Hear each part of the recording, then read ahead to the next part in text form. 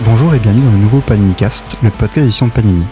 Aujourd'hui, on se retrouve toujours sur notre série estivale House of Emile, Power of Aurélien. Et oui, on aime toujours autant ce titre et on est très content de voir qu'il vous a plu aussi. On continue donc à chroniquer les sorties des mois qu'on n'a pas chroniqués. Donc là, on va commencer avec le mois de mai. Et mai oblige, il y avait une actualité cinéma qui était le Thunderbolts. Est-ce que tu peux nous en parler en comics, Aurélien ? Oui, tout à fait, parce que, à vrai dire, moi, j'ai hésité entre deux coups de cœur et je me suis dit, allez, ne soyons pas bégueules, on va en faire deux d'un coup. Du coup, j'ai deux coups de cœur Thunderboltiens dont j'ai envie de parler. J'aurais pu en faire plus d'ailleurs parce qu'il y a vraiment plein de bons albums Thunderbolts, mais j'avais envie de prendre un petit peu les deux visages de la série. Tout d'abord son visage le plus noir, le plus sombre, avec ce qu'on avait appelé pendant un temps d'ailleurs le Dark Avengers Prologue, parce que c'était c'était un peu ça quand même, hein, il faut avouer, qui est donc la série le moment où la série Thunderbolts a été écrite par Warren Ellis avec des dessins de Mike Deodato Jr. et donc le titre de cet album, c'est un deluxe, s'appelle Galerie de monstres. C'est le moment où en fait la série Thunderbolts, qui a toujours été autour de méchants et de la rédemption, là vire full méchant quand même, hein. Le côté rédemption est vachement mis en retrait, notamment parce que le chef de l'équipe c'est Norman Osborn à ce moment-là, et que on retrouve dans les rangs de l'équipe aussi bien une version de Venom, alors en plus où c'est Gargan, donc celui qui était le Scorpion, qui est aux commandes du symbiote. Enfin, est-ce qu'il est vraiment aux commandes, vu à quel point son principal but est de bouffer des gens à ce moment-là. On retrouve aussi Bullseye, on retrouve on fait difficilement plus sociopathe parmi les méchants de Marvel. On retrouve aussi Opal, qui est vraiment une méchante, hein, pour le coup. Elle a aussi ses faces un petit peu plus positives, mais bon, pareil. À tel point que les quelques rares personnalités dans le lot qui sont pas des enfoirés à 100% ont vraiment du mal à rester dans l'équipe et se demandent à intervalles réguliers ce qu'ils font là. Et du coup, c'est vrai que c'est une série qui est assez réjouissante dans son côté, j'ai envie de dire nihiliste, quoi, presque. C'est vraiment la version la plus sombre des Thunderbolts, et une version qui va quand même avoir un impact assez long, parce que il y a pas mal de ces personnages, le fait qu'ils aient été introduits là, ou l'influence que Norman va avoir eu sur eux, le fait que derrière les Dark Avengers vont être inspirés par cette équipe, etc., qui font que c'est en 12 épisodes en plus, donc c'est vraiment un de luxe. On a plein d'idées qui vont venir nourrir les super vilains de Marvel par la suite. Et amis complétistes, si vous cherchez à lire tous les Thunderbolts dans l'ordre de lecture, c'est la suite directe des omnibus. Ouais, en plus c'est vrai qu'il y a un côté là-dessus où on a eu pendant une longue période les Thunderbolts écrits par Busiek et Ncheza, donc avec quelque chose de plus positif, avec Hawkeye à la tête de l'équipe. Donc en plus c'est vrai qu'il y a une espèce de rupture de rythme d'un coup, quand on passe des omnibus à ça. Mais on passe un peu de Are we the baddies à oui. Yes, we are. Sommes-nous les méchants? Ah oui, nous assumons, nous le sommes.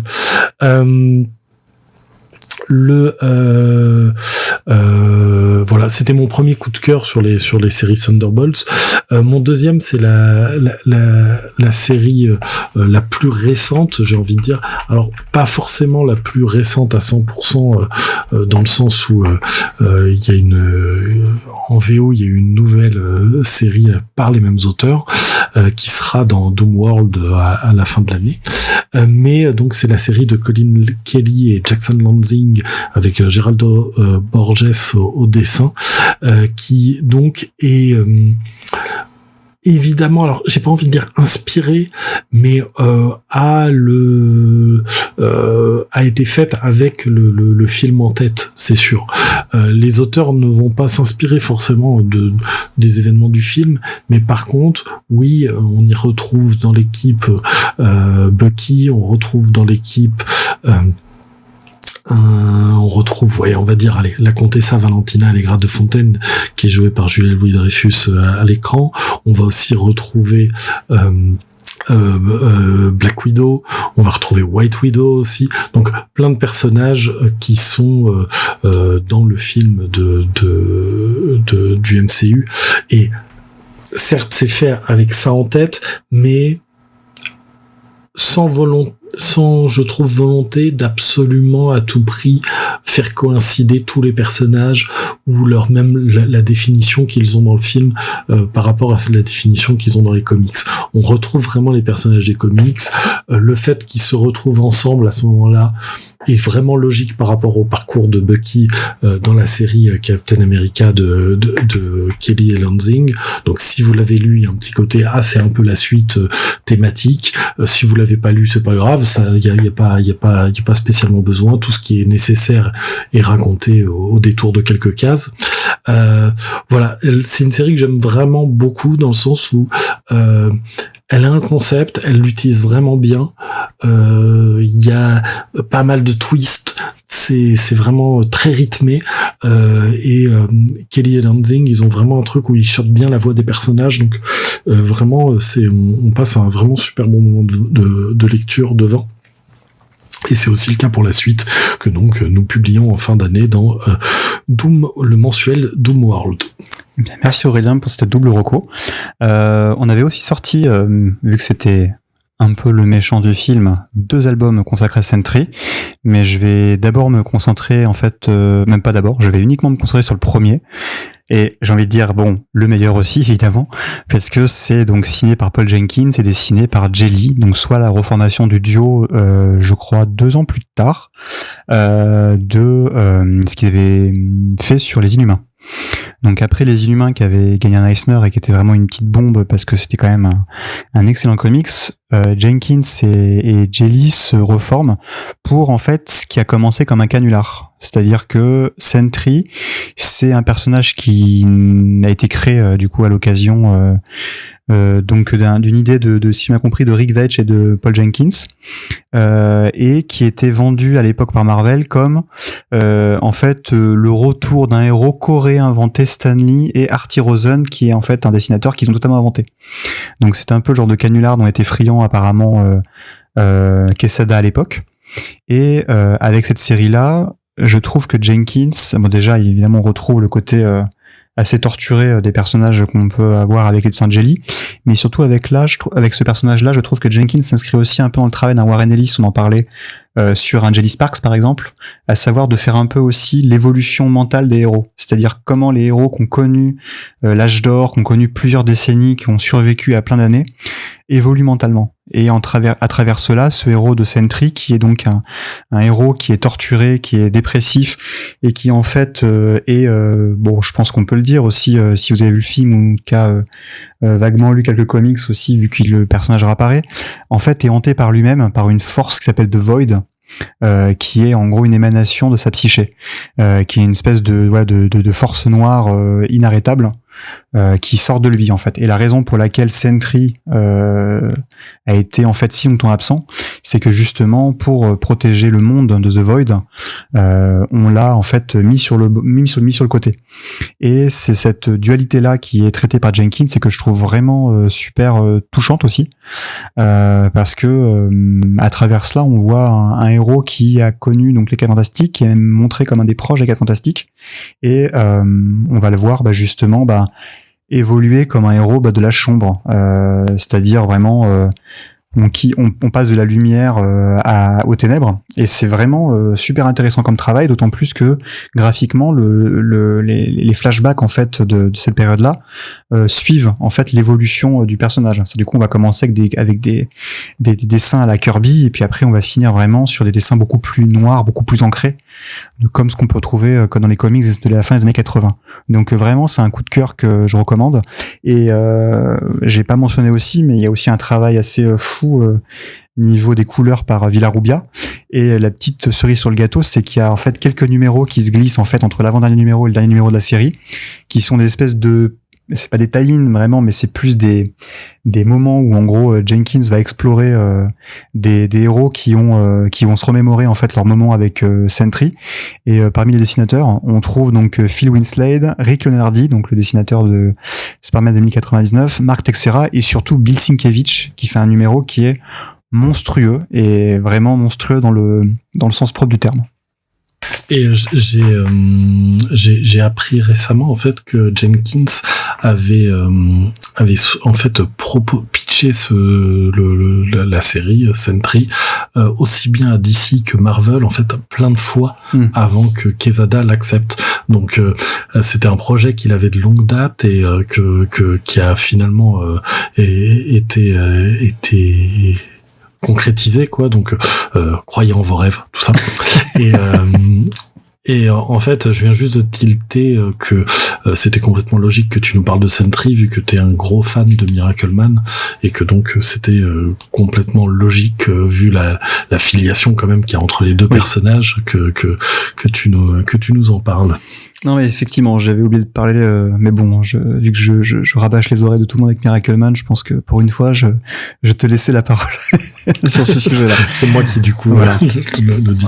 Donc, sinon, c'est vrai que sur les réseaux, j'ai vu aussi José Villarubia parler de Sentry, évidemment avec la sortie du film, il en a pas mal parlé, et à quel point en fait il y avait pas mal de gens qui disaient il est au niveau du design, il est inspiré d'Hyperion ou il est inspiré de tel ou tel personnage, et en fait il expliquait que non, avec Jelly, ils avaient pas eu vraiment d'inspiration directe, ils avaient eu comme volonté principale de ne pas faire Superman surtout. Évidemment un héros âge d'or avec les pouvoirs qui sont déjà assez proches de ceux de Superman et un S en nom, c'était facile de tomber sur un look qui ressemble ou des couleurs qui ressemblent à celles de Superman, et donc du coup il y avait vraiment cette idée de choisir un design et des couleurs qui l'éloignent vraiment de ça. Donc en termes de design, c'était presque leur principale boussole, on va dire. Ok, merci pour ces compléments. Effectivement, tu vois, je sais pas du tout, tu vois, pour les inspirations. Donc, en tout cas, vraiment, si vous cherchez un must-have, je pense que le travail de Jenkins, qui est quasiment intégralement republié en must-have, que ce soit donc Wolverine et les origines qu'il a fait en 2002 ou 2001, pardon, les Inhumains et Sentry, je pense que bon, vous avez quand même de belles lectures devant vous. En parlant de belles lectures, ouais, je propose qu'on passe aux découvertes de l'été avec les recommandations de comics dont personne ne parle, et donc en bon hipster ou presque voilà. Donc en bon hipster, on va parler un peu genre de ce petit comics indé chez Marvel. Il a un bon goût de fruits rouges. Attention, il est un peu tannique en fin de bouche. Attention. On arrête de faire quand on réfléchissait justement, comme le principe de l'émission, c'est de vous parler de comics qui viennent de sortir dans un des derniers mois de l'année, et à côté de ça, de trouver une thématique pour vous parler de d'autres comics. Et quand on brainstormait sur les thématiques à aborder, il y a un moment où on s'est dit, pourquoi pas parler justement de comics qui sont pas sortis récemment, mais et qui sont pas genre des gros blockbusters ou des espèces de récits cultes dont tout le monde parle tout le temps.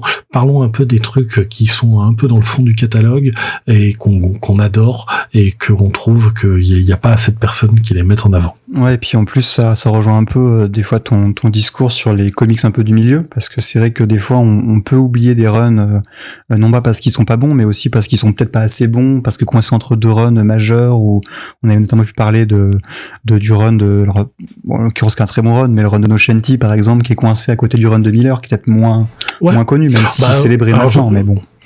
Du coup, si tu me lances une perche pour que je commence. C'est vrai que oh, joli. C'est vrai que on parle très souvent du Hawkeye de Fraction, de Matt Fraction et David Aja, à juste titre, parce que c'est un chef-d'œuvre, parce que c'est génial, parce que ça a eu une influence considérable sur la manière de Marvel de proposer des titres plus saveur indé, on a envie de dire. Et sur la manière de représenter l'action aussi au niveau graphique. Complètement. Et c'est vrai que juste derrière, il y a All New Hawkeye, qui est en 2 mini-séries par Jeff Lemire et Ramon Perez, qui, alors, en plus, excusez du peu, hein, et en plus qui est formidable, qui est une série qui est vraiment, à mon sens, à la hauteur de celle de Fraction et Aja, mais c'est vrai que on en parle beaucoup moins. Peut-être aussi parce qu'elle est un tout petit peu moins accessible.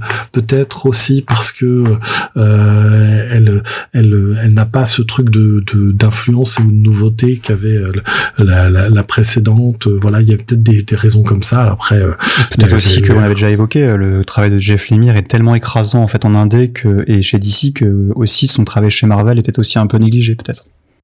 Ouais, peut-être aussi. Il y a plein de raisons comme ça, mais toutes ces raisons s'effacent devant la qualité du travail. Il faut en parler, c'est exceptionnel, le New Hawkeye de Lemire et Perez. On retrouve en fait, pour moi, vraiment toutes les qualités du run précédent, dans le sens où c'est encore une fois porté par le duo des 2 Hawkeye, donc Clint Barton et Kate Bishop. À côté de ça, aussi par la patte graphique de Ramon Perez.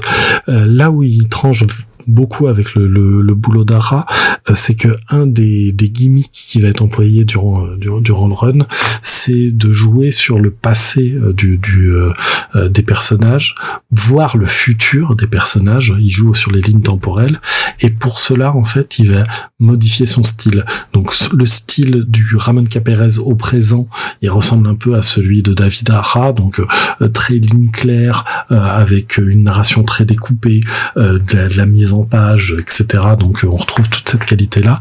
Quand il est dans le passé, il va utiliser un côté aquarelle, alors absolument époustouflant. Ces aquarelles, elles sont magnifiques, avec des couleurs qui vont parfois de côté très pastel et des fois avec des couleurs éclatantes aussi.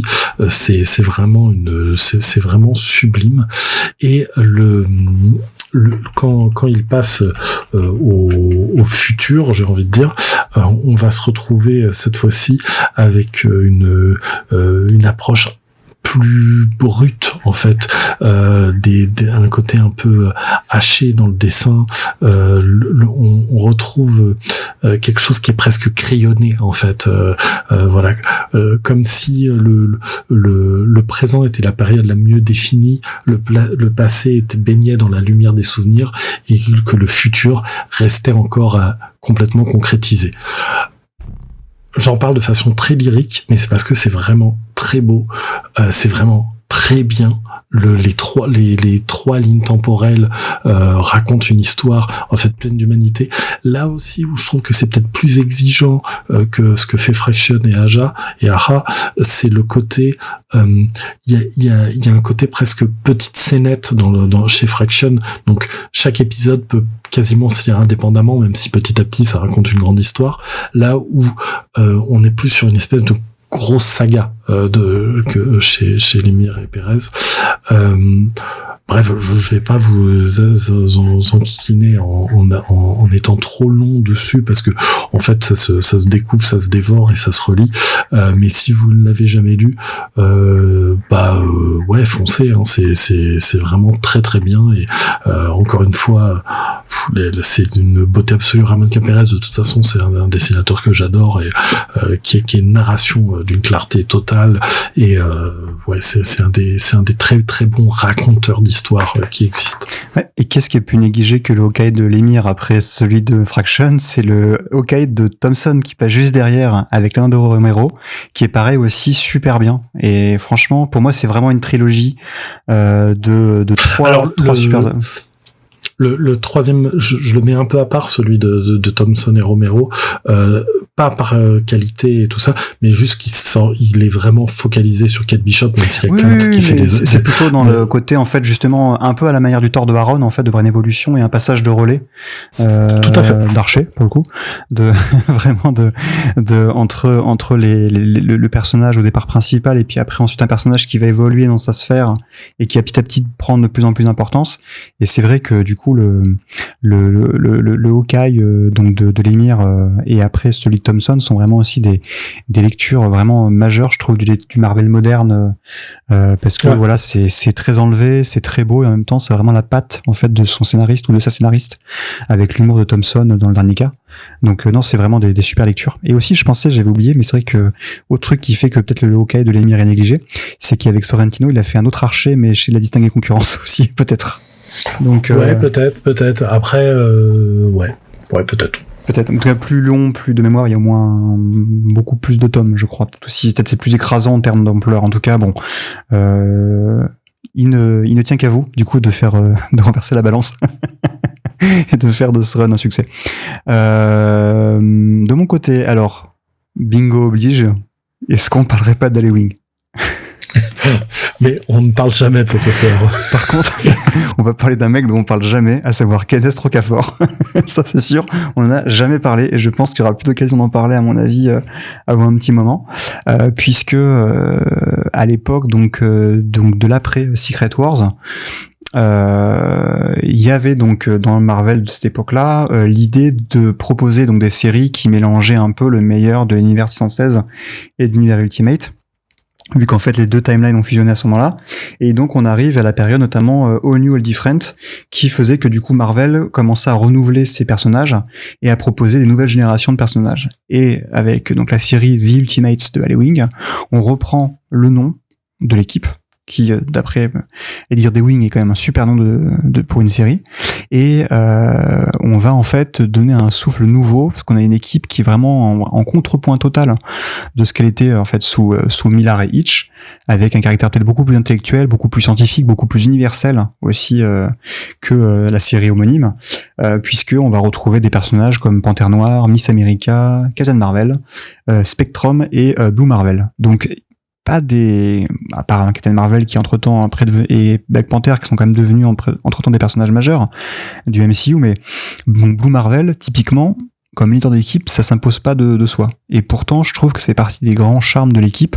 On retrouve un peu le côté britannique de Halloween là-dedans, c'est que c'est très Doctor Who, en fait. C'est une série qui est très, je trouve, enlevée, très scientifique, très cool, marrant, en fait, à voir. J'aurais jamais pensé, tu vois, je suis content que ce soit toi qui en parle. On avait, quand on avait parlé de parler de ces comics dont personne ne parle, moi aussi j'avais envie de parler de Ultimates, et je te l'ai laissé.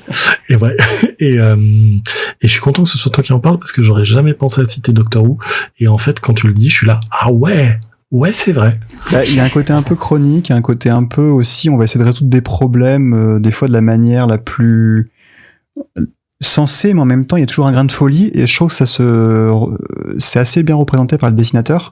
Donc, Kenneth Rocafort, qui est un dessinateur qu'on voit assez peu, et qu'on voit pas non plus encore maintenant chez Marvel, qui parvient à donner un côté assez réaliste, qui me fait vachement penser à Lin Liu dans le dessin, mais en même temps qui est capable de proposer une folie à la All Red dans les planches. C'est visuellement assez dur à décrire, mais c'est vraiment ce que ça m'a évoqué quand j'ai un peu refeuilleté l'album là pour préparer l'émission, et notamment en termes d'idées graphiques assez folles, et surtout en termes d'idées tout court dans le run, c'est notamment ce qu'ils vont faire de Galactus en inversant totalement la force de vie qui est en fait Galactus, qui est une force entre guillemets négative puisque c'est un mal nécessaire. Ils vont en fait en faire une force ultra positive en mode supersonique. Donc vraiment ils vont le dorifier, et ce qui est intéressant, c'est qu'en plus à l'heure où on enregistre, on vient tous les deux de voir le film qui est fantastique avec Aurélien, et du coup je en fait c'est un peu con, mais en gros quand j'ai vu le design et que j'ai vu le personnage exister, je me suis dit putain, j'espère qu'ils vont le faire en mode Super Saiyan, ce serait quand même cool. Je me suis déjà imaginé le design comme il rendrait de manière réaliste dans le film, maintenant que Galactus je l'ai en tête. Mais je crois que tu vas un pas trop loin là.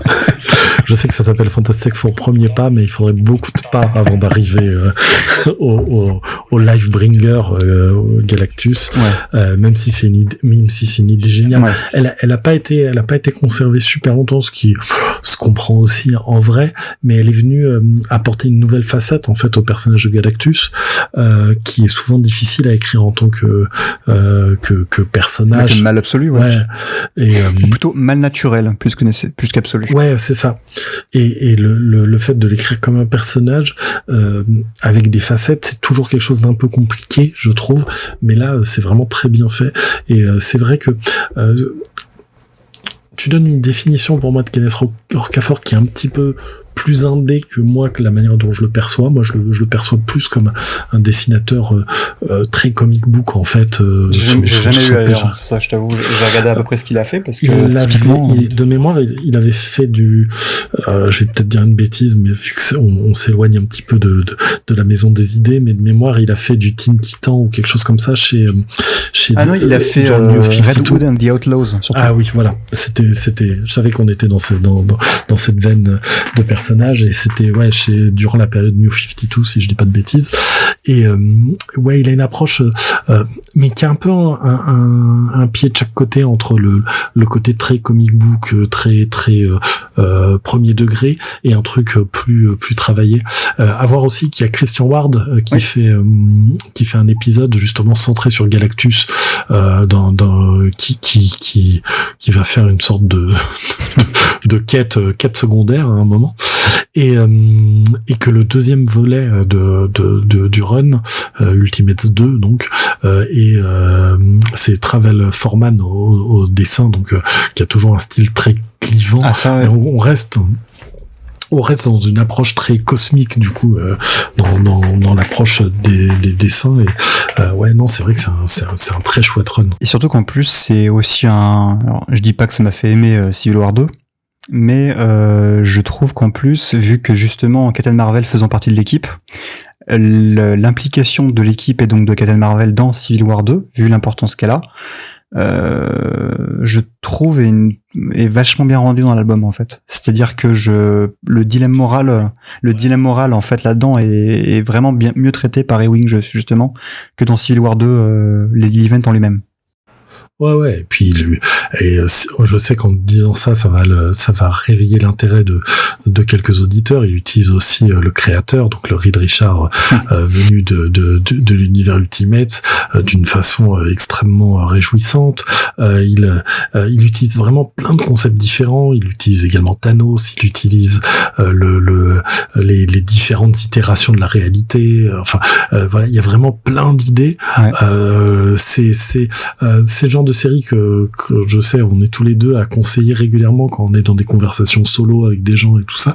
Et en général, quand on nous écoute, on revient vers nous en nous disant « Ah ouais, c'était vachement bien. Oui, on sait, c'est vachement bien. » On connaît notre métier, monsieur. On est des professionnels.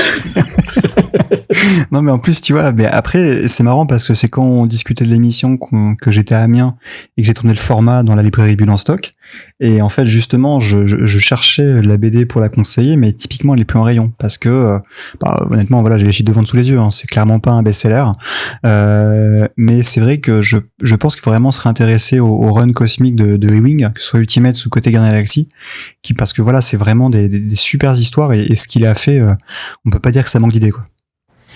Ouais, j'espère qu'on aura réussi à convaincre certains d'entre vous de se lancer dans ces petites perles oubliées, parce que je pense que qui que ce soit qui aura mordu à l'hameçon en ressortira ravi. Je pense que c'est une bonne conclusion à cette émission. On vous donne rendez-vous la semaine prochaine pour une nouvelle émission. Du coup, on ne tiendra pas ce rythme hebdomadaire toute l'année. Par contre, c'est vraiment spécial pour l'été, parce que voilà. On va rentrer dans l'House of Family, on va bien dormir après. C'est ça. Allez, bonne semaine.